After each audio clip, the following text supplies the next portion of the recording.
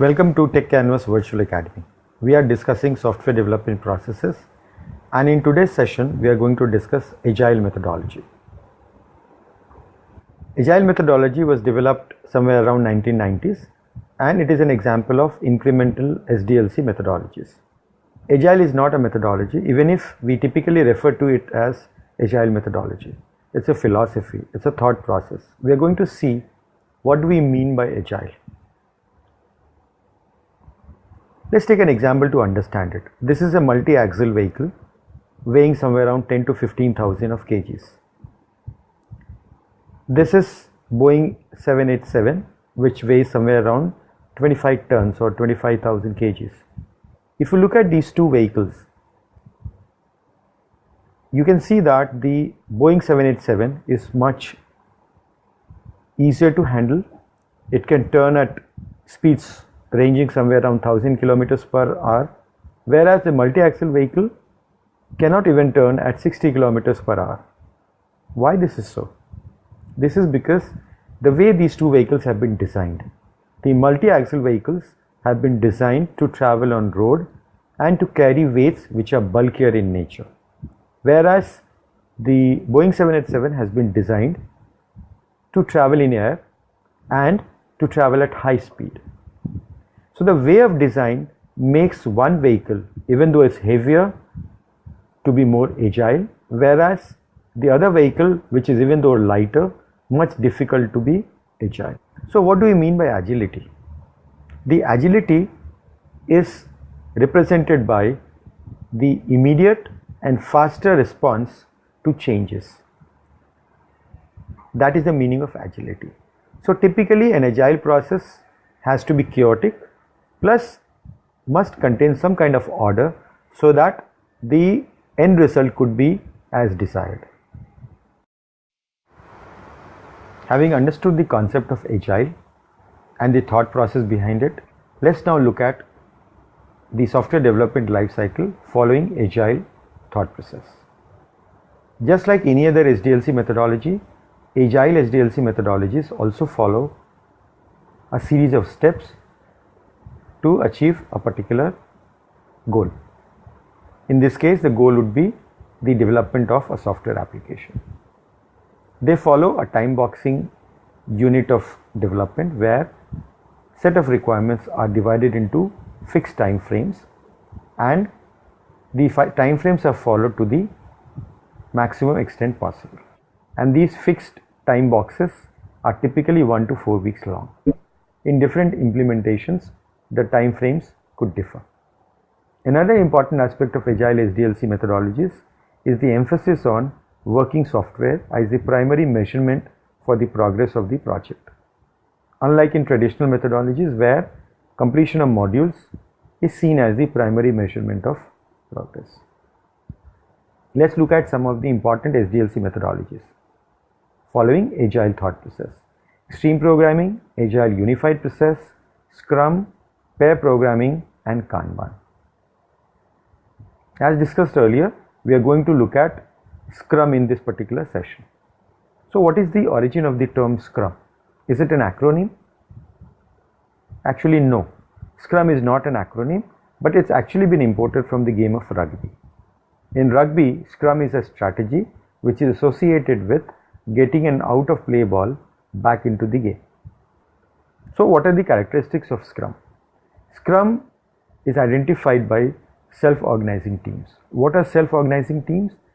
Self-organizing teams do not follow any hierarchy. There are individuals who can play any role in that team, which is very different from the traditional hierarchy-based team structure. In this case, the time-boxed units are known as sprints. And as discussed earlier, these sprints could be anywhere from 2 weeks to 4 weeks.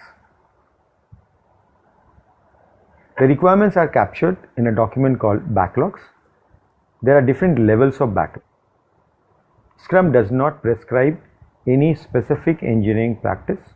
The teams are free to follow any practice which they feel is important or suitable for that particular. Let's see a typical SCRUM methodology in action. At the highest level, we have the requirements listed down into a document called Product Backlog.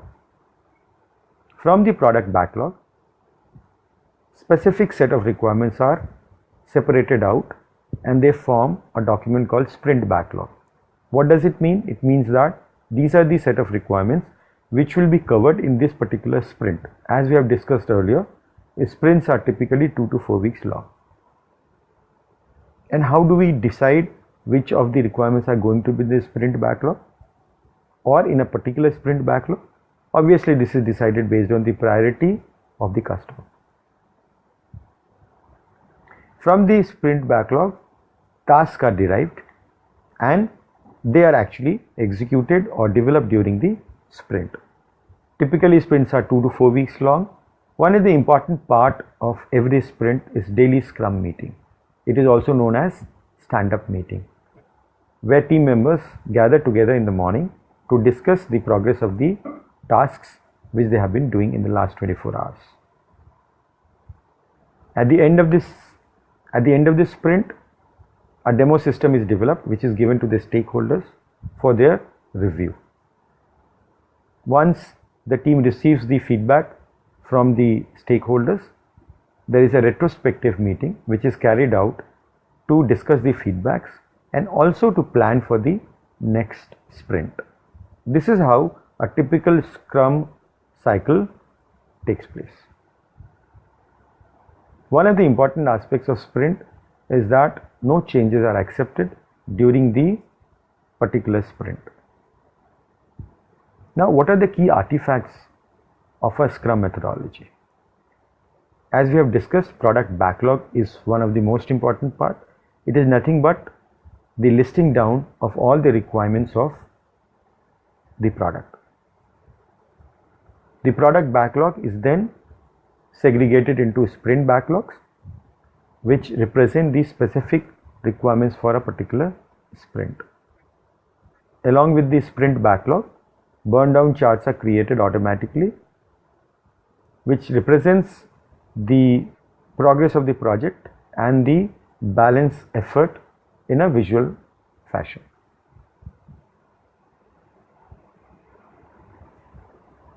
Now, this is kind of an epic image which represents agile methodologies, where sticky notes are put on a notice board which are known as user stories.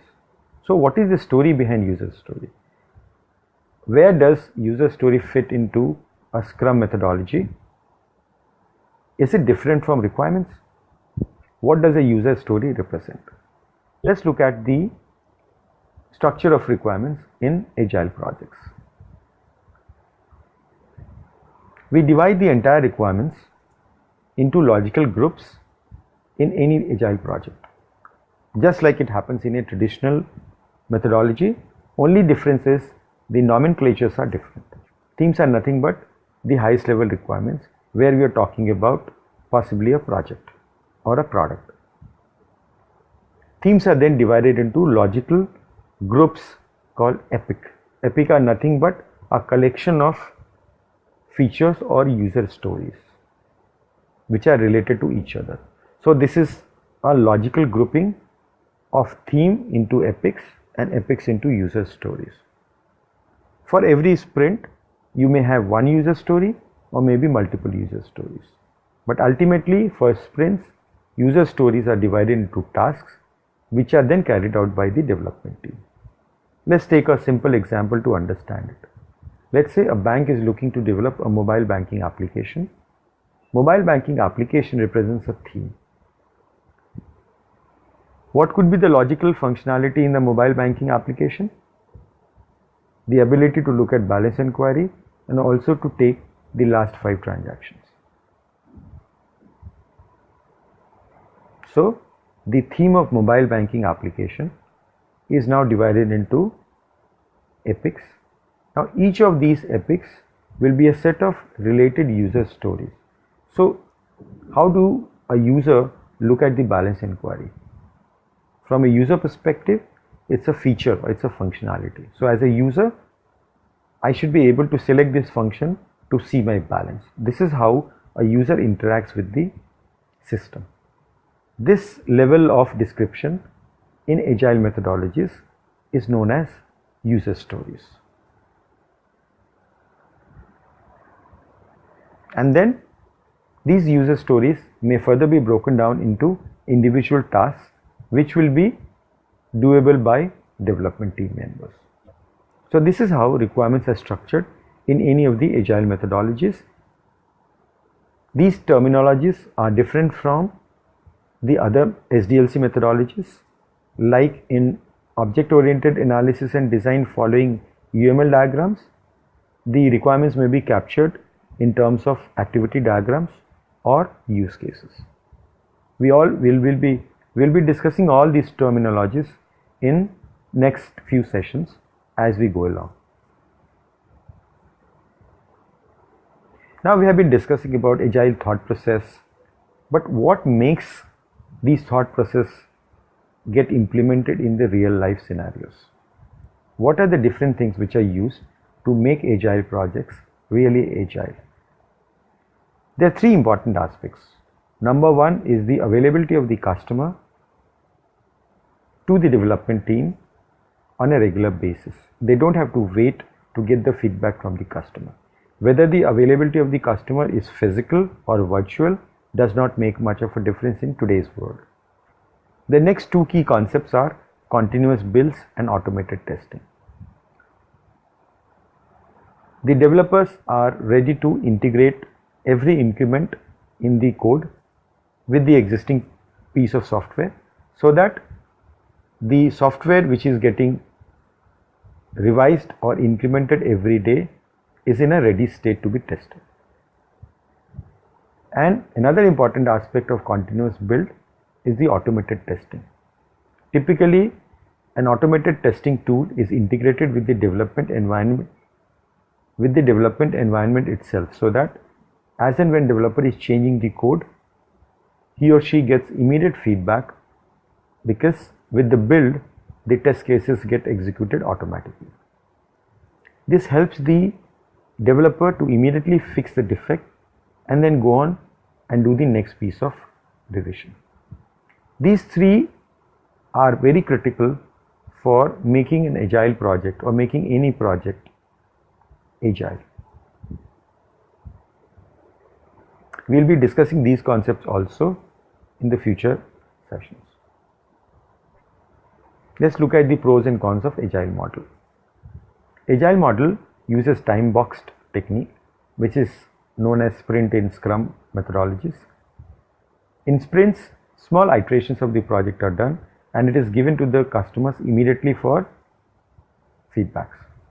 That feedback is used to plan for the next sprint. So the ability to deliver quickly and to get the feedback from the customer quickly makes this entire project very, very agile and adaptive.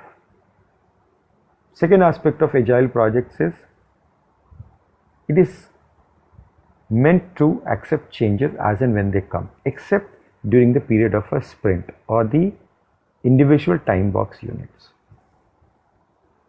Third important advantage of agile, the focus is on business value. The focus is on creating value for the customer rather than looking at creating modules, which has been the case with the traditional projects.